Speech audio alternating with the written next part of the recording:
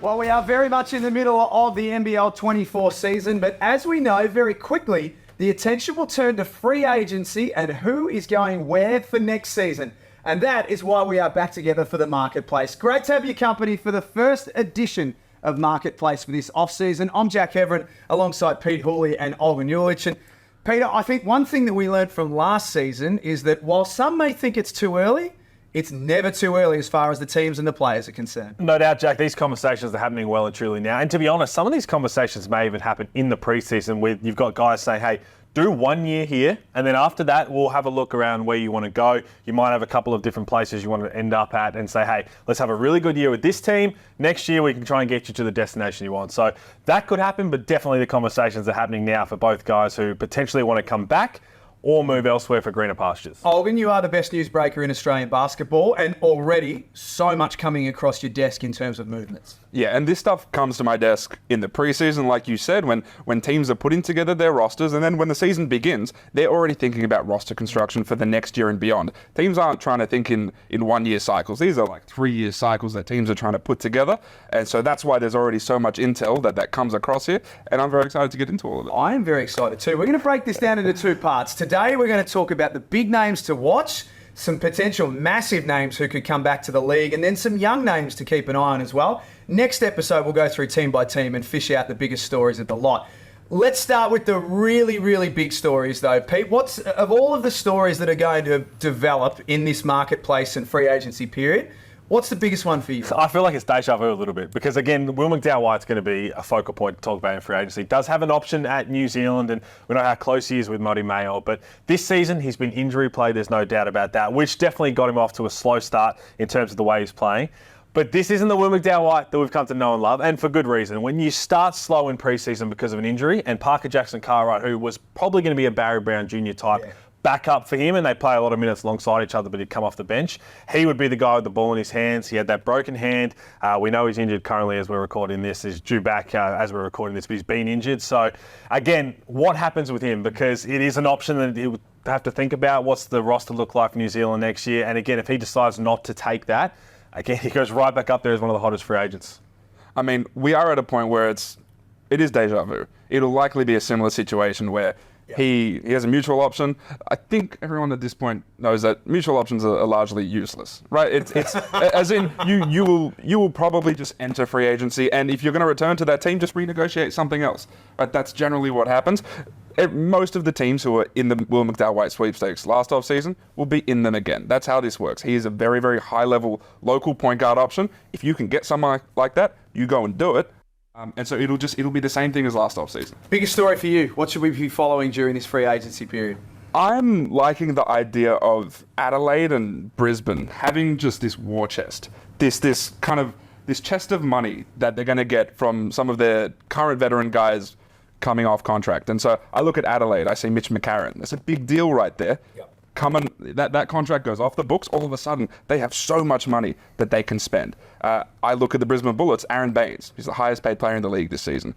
He comes off the books. Now, a lot of their ancillary guys, their numbers go up slightly, right? And so that cuts into the money that they would have to spend that sort of Aaron Baines money, but there is still a significant amount of money right there to spend. And so they're a team that, while they have locked in a lot of their role players for multi-year deals, they could be pretty active on the free agency market. Adelaide in particular, Pete, I mean, at the time of recording, they're still looking for a new coach, and there's going to be mass change, you would think.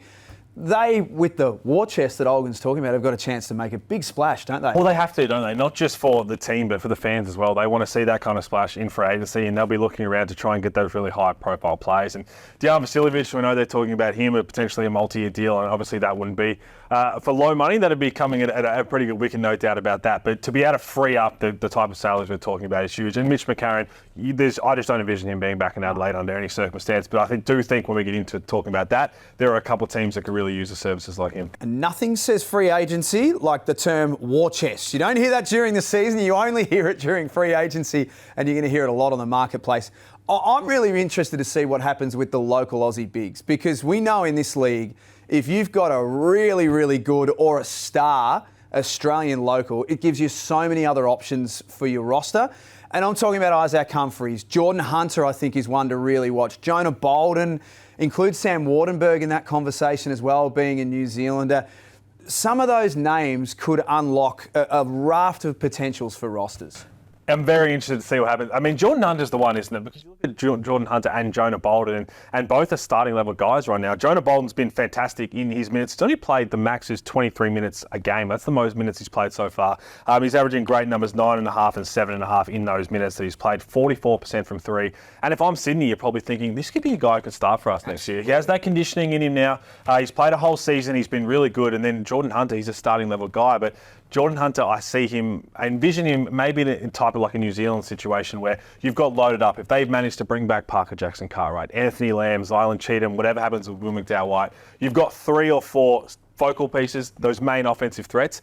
Jordan Hunter's the piece you go after for that 5th spot to round out the starting 5. So it's hard to find a really elite local big, as you mentioned. Same with the local point guard, as you mentioned, Will McDowell-White. So all the other pieces seem easier to find in the world, but those 2 locals spots are really hard to get. So the Sydney Kings do want to lock in Jonah Bolden and Geordie Hunter. They want to. They should. They want to try to run it back with that front court that they have. Another name that you didn't mention is Will Magnay. Yes. Will Magnay is playing at an unbelievable level right now. He started off injured, and so that came into the contract consideration. He was on a fairly considerable deal in Tasmania. That's what he's currently on. He comes off contract, and the thinking was, is his injury concerns, is that something that's going to affect his next deal? But he's playing at a level where he's going to attract a similar sort of deal this upcoming free agency, and so that's what I'm looking at. Every team is looking at what Will Magnay brings to the table. His interior defense, his ability to create second shots. That's what every team wants out of their big man. If you can get that out of a local big like Magnay, you're set. The other name I didn't mention there was Aaron Baines. You mentioned, Olgun, that he's the highest paid player in the competition this season. If he was willing to pay for a much more appropriate rate for his age and for his output, could you see a situation where someone else had a look at Aaron Baines? I wouldn't rule it out. I wouldn't rule out the Brisbane Bullets having those conversations as well. That feels like a conversation that'll be a little bit further down the line, but I wouldn't force Aaron Baines, for example, into retirement. I think he will listen to the offers out there. He's pretty set in Brisbane, just as like socially. Yep. And so I would expect that conversation to happen. Whether it actually gets over the line, I think we'll find out a little bit later. So they're the big stories to follow, and there's a lot of them, but they're the key ones for us. One of the things I think we learnt from last off-season was the big names to follow as well. And X marks the spots. Let's start with Xavier Cooks, because he's currently playing for the Chiba Jets. He's had a little minute in the NBA and around that periphery as well. You would think that he's going to be a target for just about every team in the competition, wouldn't you? Well, unfortunately, it doesn't matter if every other team in the competition wants Xavier Cooks, because the right of first refusal for Xavier Cooks is with the Sydney Kings. And so Xavier Cooks currently in Japan. He's doing his thing there. He's going to get significant offers from around Asia come this off-season, right? It'll be from China. It'll be from Japan. And so he'll look at those offers. He'll see what he likes. If he has a desire to play in the NBL, Sydney Kings have right of first refusal. So if that is the case, and Xavier Cooks says, I want to be in the NBL, like I said previously, the Sydney Kings will do whatever they can to bring him in. And it'll be interesting to see again what happens with their roster reconstruction for next year. And again, the way they've played in NBL 24, it's been a slow start. But if they finish strong, like a lot of people think, are they more inclined to say we've still got enough pieces here? It took a while. We've had a new coach come in, a new style. I know with the first half of the season was poor, but we finished it well. Whether they win a title, whether they go close to competing, and then you have those conversations. Because if you're thinking, okay, we want to bring Jalen Adams back, and all of a sudden you're picking up the phone to Xavier Cooks saying, hey, team back up again with Jalen Adams. We've got that. We talk about the Jordan Hunter and Jonah Bolden. All of a sudden, they've got that formidable lineup once again. And the money will be there, as you said, in Asia. That's going to be there for Xavier Cooks, which is enticing. There's no doubt about it. Still getting paid by the Wizards, I believe, for this year as well. But the one thing that he obviously loved was obviously being in Australia, but the way he played in the NBL and he had so much success here. So I wouldn't rule it out completely. Sometimes money just talks, and for a lot of people. Two other names that we're going to get in early on, because we will get asked a lot about these two names. One of them is Jack White, who has won a championship here in the NBL, has been around the NBA system, would just be so desirable for every team for obvious reasons. Is there a possibility that we could see Jack White have serious thoughts and conversations about coming back to the NBL? So again, we never say never, because the NBL is at a level where it is in consideration. With Jack White, he's been out for the South Bay Lakers with an adductor injury. He's just returned. And so he's playing G League basketball again. Jack White feels as though he's right on the cusp of being an NBA player. He feels that way, and quite rightly as well. That is a warranted opinion for him to have. And so that is priority number 1, 2, and 3 for him. So it would surprise me if he shows any serious consideration in the NBL this upcoming season. Averaging 11 and 7 in the 6 games he's played, but before being injured in the G League. And again, you think of the way the G League is designed. It's not really normally for a player like Jack White, but he had so much success last year when he was in Denver. And when I caught up with him in some league in Vegas, and he was talking about how he thought that was Denver. The way they were talking to him was that he would be there this year on their NBA team, and it didn't eventuate. And same with the OKC before he got waived there. So it'll be interesting to think about, okay, if he continues down the G League path, is that the way to go to get to the NBA? You mentioned that's obviously going to be in his full front. And sure, it should. I think a lot of us believe he's an NBA player. Yep. We see that he's got that talent. But is another coming back to the NBL and dominating, maybe winning another championship and putting up that significant numbers going to be even better to get him that jump? We look at a guy like Luke Travis, what he's done this year. We know he's got the rights from the Cavaliers, and that's going to be one to talk about a bit later. But I'll be interested to see. There'll be a phone calls, I'm sure, few and far coming in for Jack White. The other is Patty Mills, which I think in the past would have been an absolute Hail Mary, but given his NBA situation this year, or lack of court time at time of recording, and the fact that Patty's getting a little older as well, is there any possibility that we see Patty in the NBL next season? I'd put it at extremely unlikely. More unlikely than a Jack White to the NBL. With this, it's just every time I ask anyone around Patty Mills, it's a pretty straight, flat-out no. Granted, he has played 35 total minutes this NBA season, so he has to figure out what is next for him. But I wouldn't even consider it at this point. I don't think it's something that is seriously, legitimately on the table. I think we'd be considering it a little bit more if Ingles down in Orlando wasn't playing and contributing, right? Because you've got the similar type of careers where they're at towards the end of that, but him going down to a young team and having that impact off the bench and has probably obviously got Patty realising that, okay, it's not right now in Atlanta with the way they're going, but if there's another team that he could be that kind of older presence and kind of help out. We saw what Delhi obviously did in Sacramento, just being on the bench and kind of helping out in the locker room. I'm sure Patty's thinking a similar thing, but I would love to see it. We did get the taste during the lockout a few years ago, and again, I definitely wouldn't rule it out completely, but we're probably in the single-figure percentages. Maybe is it possible to get lower than that? I mean, in the same way that we spoke about the potential of Dwight Howard coming here, the only way I envision someone like Patty Mills ending up in the NBL is if it's with a smaller market team or with a newer team, and there's some sort of ownership that's attached to it. That feels like the only way that Patty Mills will end up in the NBL. Whether that's something that actually comes to fruition is a different story. But putting that sort of package in front of Patty Mills feels like the most likely way to get him here. So to the other end of the scale, let's talk about youngsters playing at college right now, because we saw so many of them come back this season and in the last 2 seasons. It's worth getting in front of it now and trying to understand who are the ones to watch. Before we get to the names, why has the NBL now become so appealing for youngsters to either decommit, to play 2 or 3 years and then leave, or look at the NBL as soon as they finish their 4 years? I mean, you look at the track record, and it's not just guys like a Josh Giddey, right, who can come into the NBL, do his one and done and go to the NBA, but you're also looking at someone like a Luke Travis, who just completely ignored college, came to the NBL, had success, got drafted. These guys are seeing that. Taron Armstrong saw that. It's taking him a little bit to get into it, but he's slowly finding his feet. They're noticing that you can come to the NBL, play against professionals, play against men. The development that you go through is way quicker than going through college. And then there's just the familiarity as well. Being at home, being around friends, being in Australia.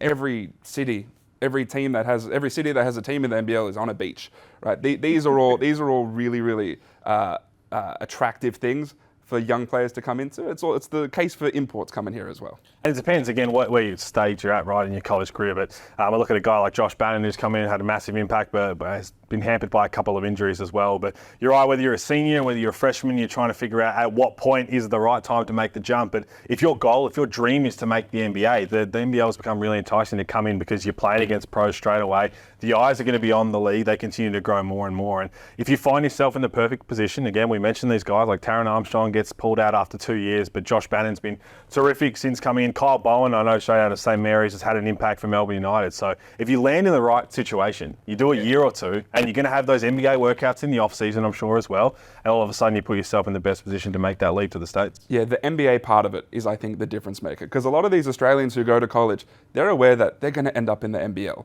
This is the only pro league for Australians to go to, or the best pro league for Australians. So they know they're going to end up here anyway. So why not fast track that? Why not become accustomed to the style of play with the different coaches, all the people? That is important. But then the NBA factor means that it's not just guys who are settling and coming to the NBL. It's using the NBL as a pathway to get to better things. And the extension of that is the Next Stars program, which has just gone in leaps and bounds. Alex Sarr is going to headline that this year. Bobby Clintman, just to name a couple. There are a couple of very interesting Australian Next Stars, potential Next Stars, worth having a look at, similar to the mould of Alex Tui. Yeah, and we list these as potential Next Stars because the hope is that the Next Stars program, the NBL, can reach out to these guys and tell them, you are probably one and done after this season, or you very well could be. And so I'm looking at a Johnny Furphy in Kansas right now. 6'9" wing, can really shoot it, high-level athlete. I'm looking at Alex Condon in Florida. 6'11", skilled big, can shoot it a little bit. These guys are making an impact for these powerhouse college programs right now. They could end up getting drafted, not this coming draft, but the one following. And so that's something that the NBL can bring forward to them and say, hey, you're basically a one and done guy right now. Come and do it here. We spoke a little bit how enticing it is, again, for college players who are further in their career, whether they're juniors or seniors, but for that reason as well. And we think Next Stars, and for so many of us, we think they're Americans, or they're high school Americans, or they're Europeans, because we see how well they've come through. But we do forget that guys like Alex Tui, these young Aussies, come in and have the opportunity to do that. So now that that's established and they continues to grow this year, for Furphy and Conan, these conversations are real because, okay, are you going to do another year at college? Will you develop more in that year at college, or will you come again, play against men in the Next Stars program, then into the draft, and all of a sudden your stock's going to be a lot higher? So it's a very realistic opportunity, and that's why I've got the great Liam Santa Maria in charge of figuring all that and trying to sell it as best as possible. But let's be honest, the main selling point is what we've seen, right? It's already it's set in stone. It doesn't have to say a whole lot. He could just pull out a lot of clips and a lot of past history, and it'll sell itself. In Liam we trust, of course, and he'll be watching this. We've gone to work on some other names of youngsters playing college basketball at the moment around the NCAA who are worth having a look at. Here are some of the names on the screen right now. A couple that jump out at you, Pete. Alex Ducas is one because he played the preseason games here when St Mary's have come down, and in terms of like body being ready and kind of understanding, he obviously knows how the Australian basketball is played, obviously the NBL especially, but he played in those games, averaging 9 and 4 at St Mary's right now. And WA kid, which is going to be the interesting thing because they didn't get Kyle Bowen. And again, they've got Ben Henshaw, they've got the local kids. So Alex Ducas is one that a lot of teams would be wanting to pick up the phone and say, hey, we need you as this kind of youngster to come in and be that 3-year type deal of locking in for the future. But where that is, I'm not so sure. But he's one that has looked ready to make the NBL leap since we've seen him grow over this course in college. I mean, many NBL teams offered him this past offseason. They wanted him to come now. I think he's in the midst of a red shirt senior season in St Mary's, and so he graduated, so he could have come now. And most NBL teams were surprised that he didn't. And so I agree with you, around 40% three-point shooter throughout his entire time in college. So he's someone who can come in and make an impact now. He's got size, he's got the skill set. One that I like is Kelly Lupepe. Now he's out of Loyola Marymount, 6'6", 240, right? So he doesn't have the height, but he's ready to make an impact now, right? He's a solid guy. But it's not just that. It's not just his ability to sort of bang down low. Yes, he's an undersized big, but he can shoot it a little bit. He showed that last season. He can also pass it a little bit too. And so there's a skill set there that a lot of NBL teams like. There were NBL teams that offered him rotation spots last season. So that was surprised that he went back as well. But he's someone to keep an eye on. He's someone who could come in and make an impact now, like a Kyle Bowen. And that's exactly the person I was thinking of, the Kyle Bowen type. And again, Melbourne United, he was training with Melbourne United way back. And again, when I was running around for a little bit, he played in the NBL 1 South. He's running around for Dandenong as well. But that body being ready. I mean, we've seen what Kyle Bowen did. It was recently in a throwdown in his match up against Mitch Creek. And those guys, they become trust guys as rookies, which is so hard to have. And I guarantee, had Kyle Bowen not being locked away for Melbourne United the way they're looking at, that'd be a phone call that would be picked up from Dean Vickerman. Would have loved to have him, but no doubt about it, many conversations will be had. When you get someone who's physically ready to enter the league and just can become that kind of glue guy early on, they're hard to find. And you look at how successful they become. They don't have to put up massive numbers, and they have the long career in the NBL. You're talking about guys like Jesse Wagstaff. Those guys have just been around and just been super trustworthy guys. Put them in a role. Put them in a role. They're not going to make mistakes. They're going to be those guys that by the end of their career, they could be the captains of the club. They can do all of that. Kelly LePage, that's kind of the way you see in that envisioning. One other name that I do want to bring up is one that a lot of NBL teams prior to this season really didn't know about. It's Elijah Pepper. Now, he is ostensibly an American kid. He was born in Shepparton, but then his family relocated to Washington. And so a lot of NBL teams really weren't aware that this was a potential local candidate. But he is a 6'4" combo guard at UC Davis. He's top 30 in the country in scoring. He averages just under 20 points a game. He is a legitimate star of college basketball. And so he's the kind of guy who can come to the NBL and maybe turn into a star level guy. There aren't many guys who go and average 20 points a game in college and then come to the NBL. We don't see that often. When we see those guys do that, they're usually imports. And so he is someone who a lot of teams, their ears are pricking right now. They're thinking, how can we get this guy, a 6'4" combo guard? Brian Gorgon, I spoke to him about Elijah Pepper as well, as figuring out how to get him involved in the Boomers program too, because everyone's just realizing this is an Australian kid. So that's one I'll keep an eye on as well. It's interesting to think about the college kids because certain teams need different things, right? Because you mentioned the guys like Kelly Pepper, Alex Ducas, the guys who can come in and have an impact now. And by impact, you don't mean 15 points a night. You don't mean to shoot it at a phenomenal clip. It takes a while to understand, to translate to the pro game. When you got like a high-level scorer, how long does that take to unlock? Maybe that is, okay, in his second or third year, he's going to become like a big minutes guy for us, and we can actually put a lot of faith in him to go and get points. And what team does that suit best, other than a glue guy who can come in and just, hey, I need you for 25 minutes tonight, 0 the next? Those are the things to think about. So there's a little sample of what's to come during the free agency period here on the marketplace. The big stories, the big names, and the young names to keep an eye on during this period as well. Next time we come back, we're going to take a look at each team and pull out some of their major stories as we head into free agency and marketplace as well. Gentlemen, well done. We'll see you next time around. Sounds good. Thank you. Thanks for being with us on the marketplace. Don't forget, of course, to leave all of your comments on social media. We'll catch you soon.